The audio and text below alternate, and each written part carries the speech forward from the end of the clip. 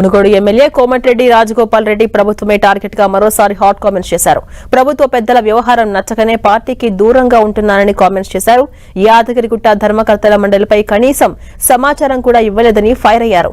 Senior ఎమ్మెల్యేనైనా తనకే చెప్పకుంటే ఎలా అని ప్రశ్నించారు. మునుగోడు నుంచి ఒక వ్యక్తిని మెంబర్ గా నియమించారని, ఆ విషయం తనకు తెలియదన్నారు. హైదరాబాద్ లో కూర్చొని ఏకపక్ష నిర్ణయాలు తీసుకుంటే ఇక తామెందుకని ప్రశ్నించారు. ప్రస్తుతం పార్టీలో జరుగుతున్న అన్ని విషయాలను అధిష్టానం పెద్దల దృష్టికి తీసుకెళ్తామని చెప్పారు. ఇక్కడ యాదాద్రి జిల్లా ఎమ్మెల్యేగా ప్రస్తుతం ఒక మాజీ ఎంపీగా నల్లగొండ జిల్లా ఎమ్మెల్సీగా ఇంత సీనియర్గా ఉన్న ఒకసారి నన్ను ఆ విషయంలో సంప్రదించలేదని బాధ అనిపించింది నాకు. ఇదంతా వాళ్ళ వ్యవహార శైలి నాకు నచ్చట్లేదు. వీళ్ళు ఎట్లా చేస్తున్నారు, కనీసం నన్ను అడగాలి కదా, కనీసం మెంబర్లనన్నా మునుగోడు నియోజకవర్గం నుంచి ఎవరికో ఇచ్చిండ్రు, నాకు ఆ సమాచారం కూడా లేదు. అంటే ఇది వాళ్ళు కాంగ్రెస్ పార్టీ ఎమ్మెల్యేలో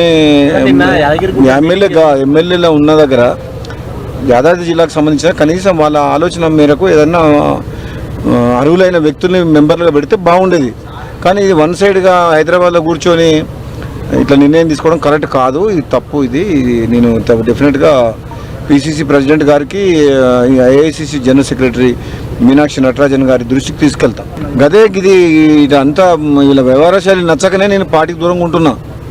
నేను ఎక్కడ పోవట్లేదు, నియోజకవర్గం ఇల్లు ఎందుకు పోవట్లేదు అంటే వీళ్ళు ఇట్లా బిహేవియర్ బాగాలేదు, పద్ధతి బాగాలేదు వీళ్ళది. రాహుల్ గారిని కలిసి చెప్పినా కానీ ఇక్కడ పరిస్థితి బాగాలేదు, ఇట్లా చేస్తే మంచిది కాదు పార్టీకి.